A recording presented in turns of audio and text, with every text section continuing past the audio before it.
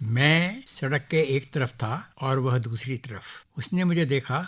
उसके चेहरे पर खुशी खिल उठी।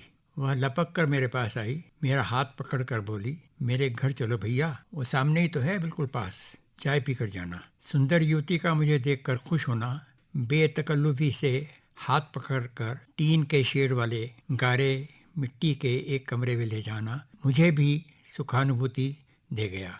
यह नसरीन थी, मिरासी परिवार में मोटी की बेटी। तुम यहाँ कहाँ आ गई? धूल भरे स्टूल को रुमाल से साफ कर बैठते हुए मैंने पूछा। स्टूल के सामने उखड़ी हुई दीवार पर शंकर भगवान का पुराना कैलेंडर टंगा था। मेरे मन में असमंजस को भांपते हुए वह बोली, यह हिंदू का घर है, मैंने हिंदू से शादी रचा ली है इस बार। मेरा मर्द साइकिल की दुकान पर पंक्चर लगाता है।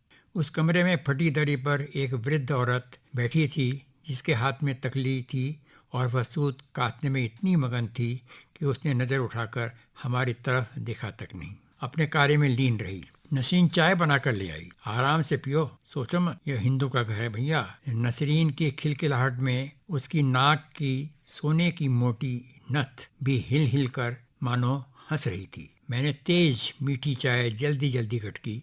मेरा मन वहां से उखड़ रहा था। मैं जल्दी से जल्दी इस कमरे के घुटन से बाहर आना चाहता था। अब चलता हूँ। मैं उठकर खड़ा हो गया। उसने मेरा हाथ पकड़कर बिठा दिया। अभी नहीं, बैठो ना, बात करेंगे थोड़ी देर। वह अपने माँ बाप और हमारे घर से उनके करीबी रिश्तों के बारे में देर तक बात करना चाहती थी।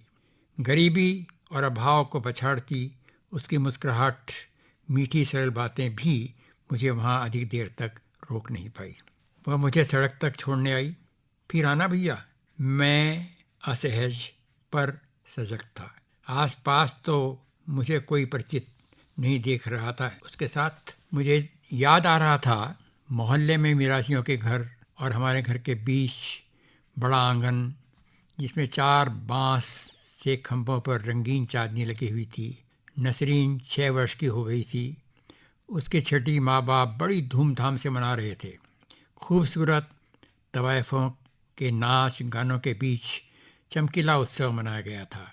खूबसूरत नसरीन लाल रंग का घाघरा पहने थी। सलमे सितारों से जुड़े भारी घाघरे को अपने नन्हे हाथों से ऊपर उठाए अप्सरा की तरह चल रही थी। वह आकर्षण का केंद्र थी। सबकी निगाहें उसी पर थी। वह नाच गाने और दावतों व कहा कहों के बीच मटक मटक कर सबका मनोरंजन कर रही थी, चारों ओर घूम रही थी। मुझे याद है उस दिन नसरीन की माँ जुबैदा स्वयं टोकरे में कचौरी, सब्जी व मिठाइयाँ लेकर हमारे घर आई थी। राधा कृष्ण हलवाई से बनवाई हैं, सीधे दुकान से आपके यहाँ लाई हूँ। सब लोग आराम से मिल बांट कर खाओ। पंडित परिवार की तथाकथित सुचिता का ख्याल रखा गया था। पड़ोसी को भी घर के उत्सव में प्रेम पूर्वक शामिल किया गया। क्यों न हो, हमारे उनके घर की दीवार एक थी। खुशियाँ मिल बांट कर क्यों न मनाएं। वह अक्सर पिछली गली में दिख जाया करती थी। नल पर पानी भर रही है, आंखें मटका मटका कर नाच रही है। वहाँ खड़े लोग, लुगाइयाँ, बच्चे खुश हो रहे हैं उसे देखकर। वह सबकी प्यारी थी, चहेती थी। उम्र बढ़ी। 14 वर्ष की उम्र में वह गदरा गई। 15 साल की उम्र में उसका निकाह उसके माँ बाप ने लतीफ़ से कर दिया। लतीफ़ दुबला पतला खूबसूरत जवान था। भारतीय सेना में किचन में खांसा का काम करता था। अपना कार्य बड़ी मन लगाकर करता और बड़े गर्व से चलता। वह भारतीय सैनिकों के लिए सेवा कार्य कर रहा है, इसका उसे बड़ा गर्व होता। साल में 1 या 2 बार वो घर जरूर आता। उसकी ड्यूटी जम्मू कश्मीर के ऊपरी कैंप में थी। घर आता तो सबके लिए तोहफे जरूर लाता। शादी हुए 5 साल भी नहीं बीते कि वह आया तो देखा नसरीन किसी गबरू मर्द के साथ रह रही है। वह लड़ा न झगड़ा, साथ लाए दोनों बैग लेकर वापस लौट गया। 1 साल के भीतर नसरीन से तलाक ले लिया। नसरीन को आज़ाद भी कर दिया और स्वयं भी आज़ाद हो गया। वह फौज में अपने फ़र्ज के लिए समर्पित था। वहीं पर वह 20 वर्ष तक कार्यरत रहा। उसके शरीर से प्राण भी देश सेवा करते हुए निकले। नसरीन अपने अम्मी अब्बू के चले जाने के बाद और अधिक आज़ाद हो गई।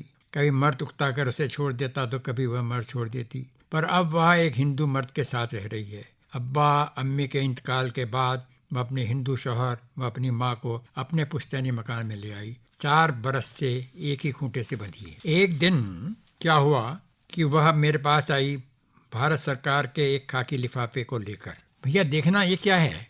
मैंने पत्र पढ़ा। नसरीन, तेरा पहला खामिन कश्मीर में देश के काम आ गया। कैंप में दुश्मन ने गोलाबारी की थी, 8 लोग मरे, उसमें वह भी एक था। पर भैया उससे तो मेरा कोई संबंध नहीं है। 20 साल हो गए हैं तलाक हुए।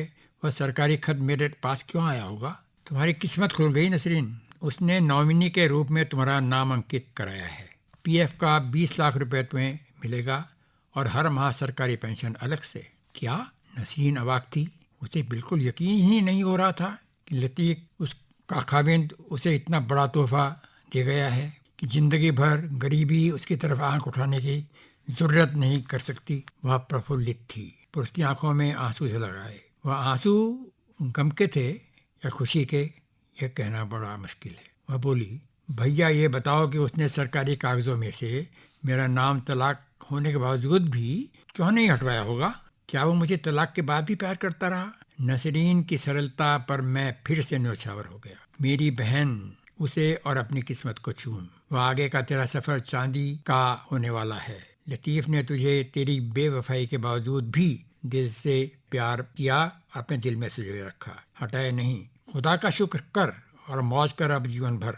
नसीन के टूटे फूटे 3 शेड वाले मकान की जगह इन दिनों 2 मंजिला आलीशान मकान है, जिसमें नसरीन हिंदू खाविंद के साथ शान के साथ रह रही है। ड्राइंग रूम में फ्रेम में जड़ी लतीफ़ की फोटो टंगी है, जिस पर नकली फूलों की माला सजी है। इस सारी घटना पर कहीं सुना एक शेर मुझे यकायक याद हो आया। मैं जहाँ चाहूँ जाकर बसेरा करो। तेरा दिल मेरी जागीर है।